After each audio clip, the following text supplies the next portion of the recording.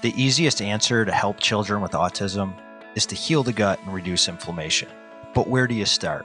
Thanks for joining me on this video where I'm going to share with you the highlights and action steps from the tidal wave of research pouring in from the likes of Harvard and Johns Hopkins Medicine, revealing the quickest and most effective way to ease the symptoms of autism through what they're calling the second brain, aka the gut.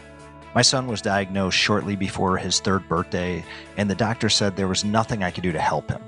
I saw his pain and refused to believe it. I dedicated all my time and resources researching and finding ways to help my son reach his potential. Recently, there's been a review of over 150 papers on autism and gut bacteria.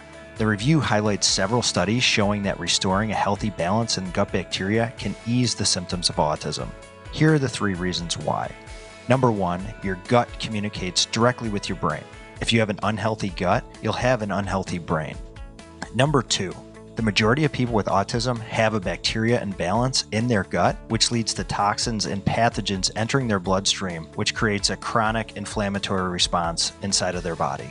Number 3, inflammation puts pressure on the brain and either intensifies or can create behaviors and symptoms of autism.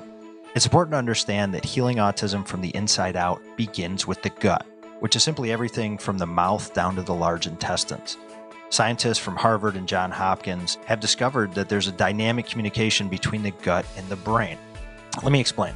Have you ever felt nauseous before giving a speech? Ever had a gut feeling either to do or not to do something?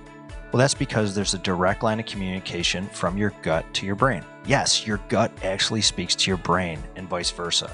In fact, the area of your brain that your gut communicates most with is responsible for things like mood, sociability, mental health, human connection, and a host of other variables affected by autism. Interestingly enough, it's estimated that 70 to 90% of people with autism also have gastro problems and issues related to their gut. There's been several studies conducted which have shown that the majority of people with autism have an imbalance of good and bad bacteria, specifically more bad than good.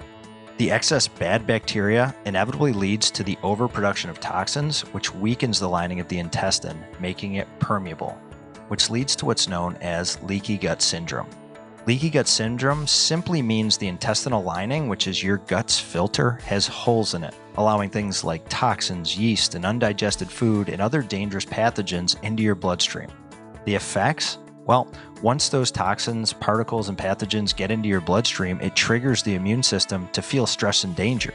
And as a response, the body goes into defense mode and becomes inflamed, which in turn puts pressure on the brain, which intensifies or can create behaviors and symptoms of autism. If there's nothing else you get from this, if autism is a fire, inflammation is gasoline. One Arizona State study revealed the results of chronic inflammation, and the parallels to the behaviors of autism is shocking. Here's what they found happen with inflammation.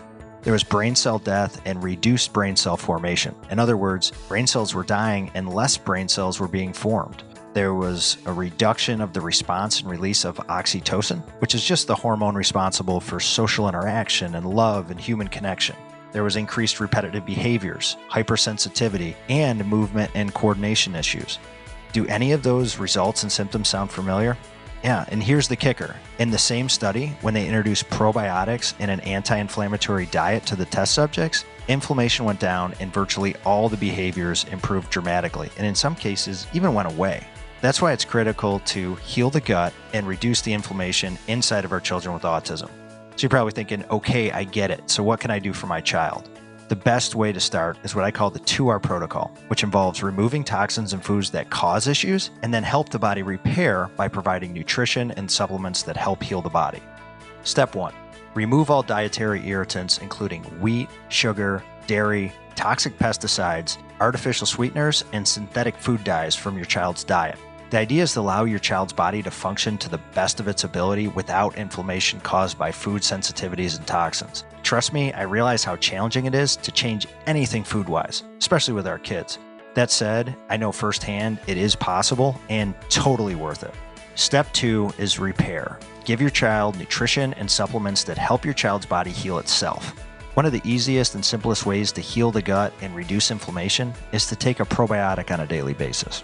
Unfortunately, not all probiotics are created equal, and most don't make any difference at all. And trust me, I've tried them all, and eventually got so frustrated that I quit my job, hired some of the top chemists and botanists in the country, and developed a product called Revolutionary BioHeal, which is a 5-in-1 probiotic designed to help our children with autism. And you can read more about that by clicking the link. So in summary, in this video, we covered the gut-brain connection, how inflammation is the gasoline on the fire we call autism, and one simple action step that we can take in order to help your child. Remember, knowledge is not power. Applied knowledge is power. So please start today. Again, just try the 2-hour protocol for 7 days and see if you notice a difference. Until we talk again, I wish you all the best.